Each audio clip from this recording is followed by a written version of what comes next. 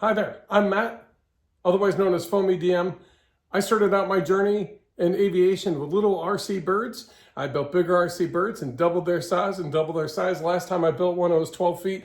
This one is a full-scale aviation bird that has a wingspan of 22 feet. General Aviation Experimental Airplane Quickie Q2. Join me on this journey as we build this plane together. See you there.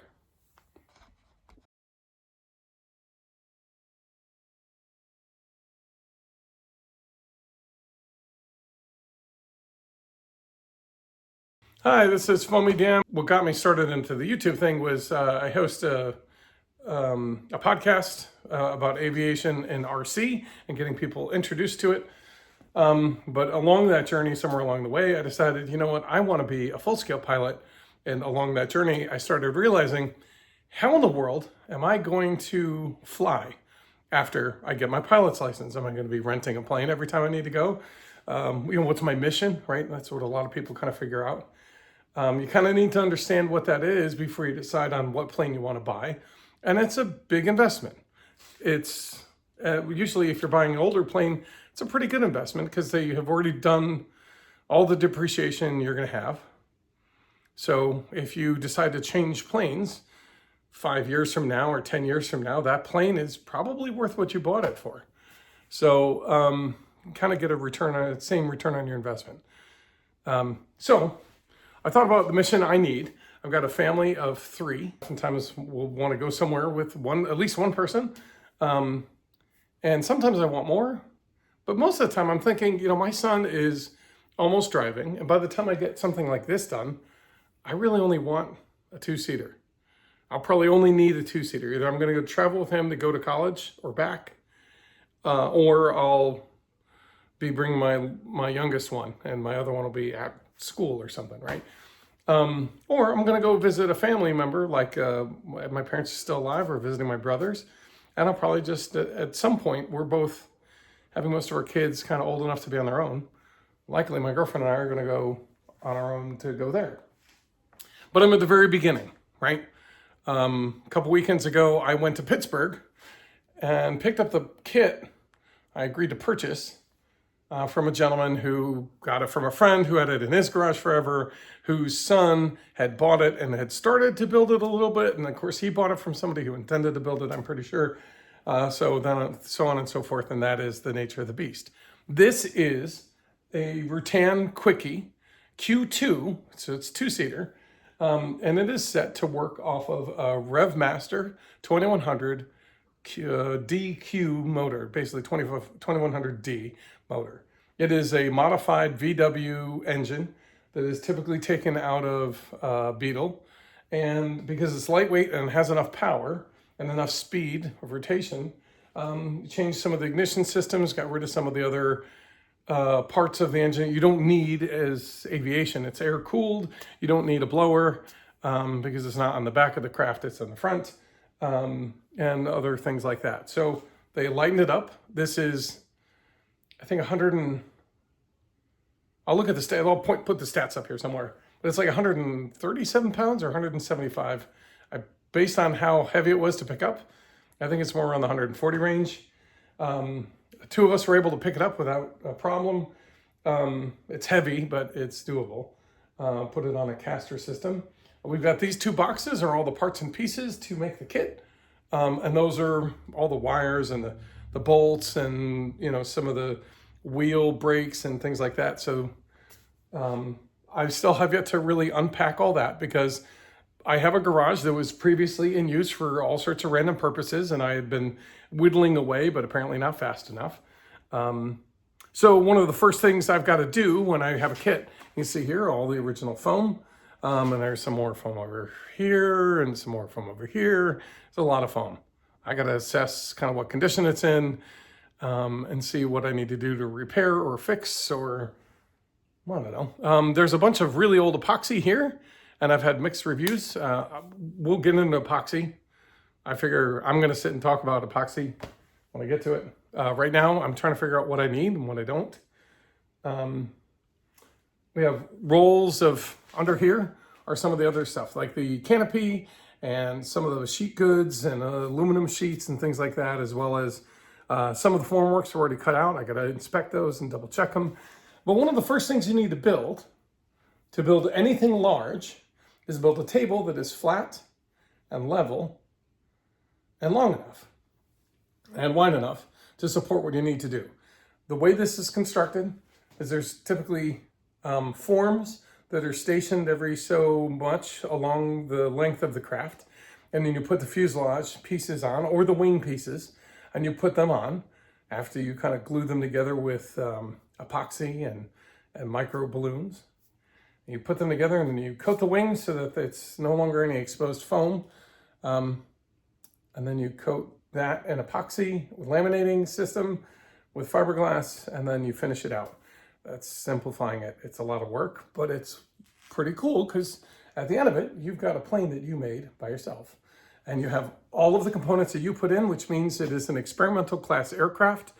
And while I can make it just like somebody else built it, there are a lot of different ways. As people kind of went into the build, they realized, like, this isn't going to work for me at all.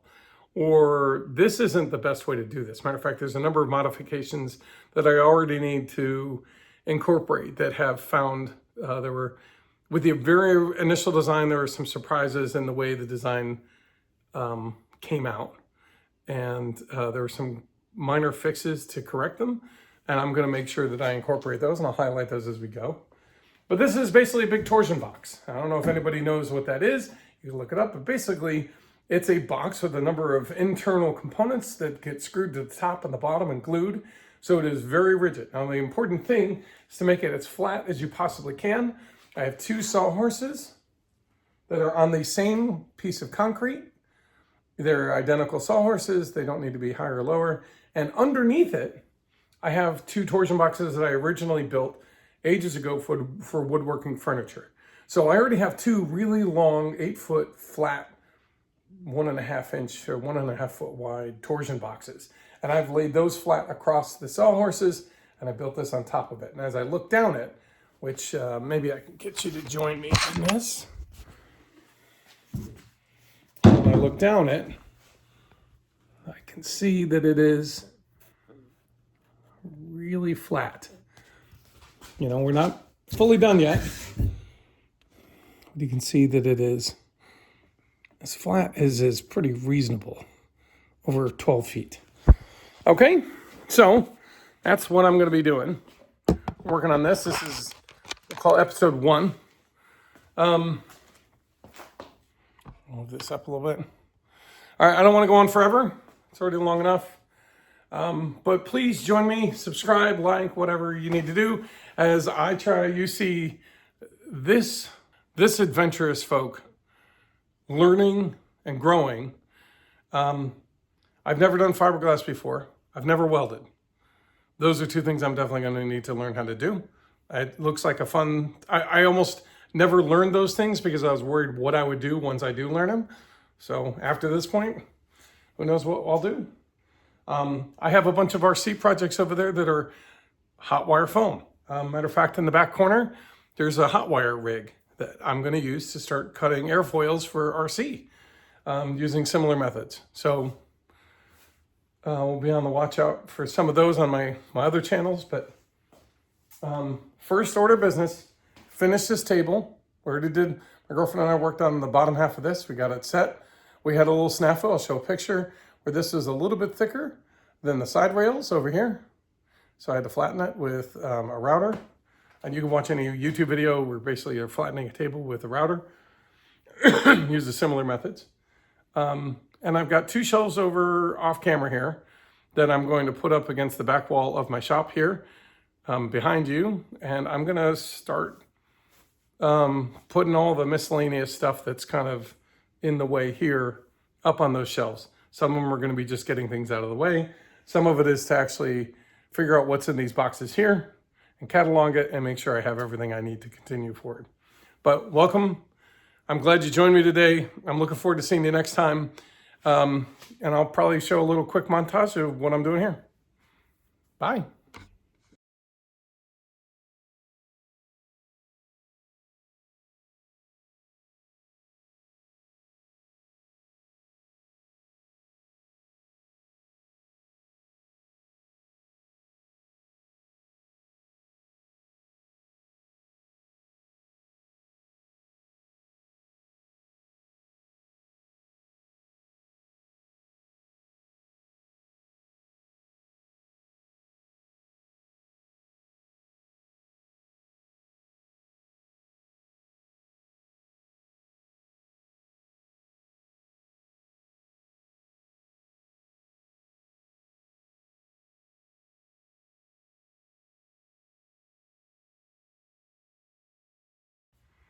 All right, so I now have a table, and I've put some of the items underneath. I still have my piles over here. But yeah, as you can see, I finally got the table done. It is not the 1 or 2 night extravaganza I expected it would be, but that's because life takes hold. That's the nature of a project this kind of big. So I did clear out a whole space over on this side where I've built a bunch of shelves, and that's where we're going to put a number of the parts and pieces that are under here. You can see some of them over here. I'm going to organize those on these shelves after. I think I'm going to move this over there too, so that I can organize. But I'm going to use this table surface to be able to start organizing the individual parts and pieces and getting inventories. So that's the next step. Stay tuned for the next episode where we do the really boring stuff, or I might do maybe a history on the airplane itself so you can understand why I'm so excited about building this plane and why I chose this kit. Okay, thanks a lot. Bye. This is Foamy DM out.